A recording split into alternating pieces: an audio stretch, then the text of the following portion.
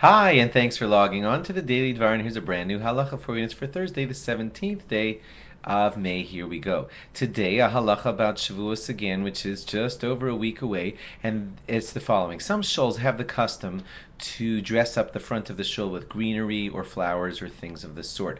And I wanted to explain some of the reasons for that. One simple reason is because it alludes to what the bottom of Har Sinai looked like, the Mount Sinai footing, which seems to have had growth at the bottom or some greenery at the bottom of the mountain before the giving of the Torah, and we're alluding to that because that's the spot where the Jews were when they received the Torah.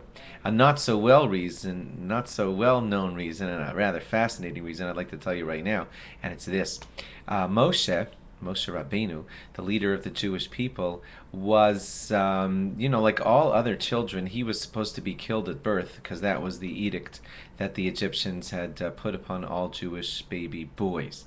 Now, Moshe was born 3 months early, so the Egyptians who were coming searching for the boy were pretty much scheduled to come 3 months after he was born, not expecting that he was going to be born at the beginning of the seventh month, 3 full months early.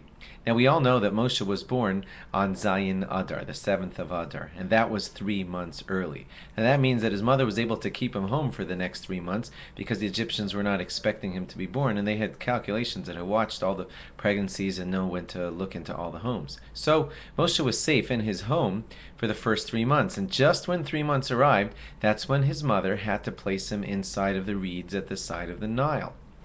3 months after Zayin Adar is the 7th of Sivan, which is Shavuos. Do you get it? So that means that Moshe was floating amongst the reeds, that's the key word, floating amongst the reeds of the Nile River at pretty much at the time that Shavuos happened.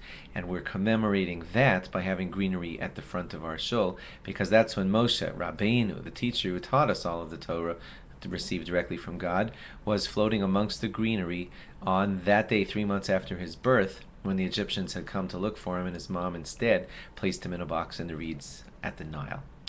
Not so well known reason. Now you know it. Thanks for logging on. Log on again tomorrow for more. Bye bye.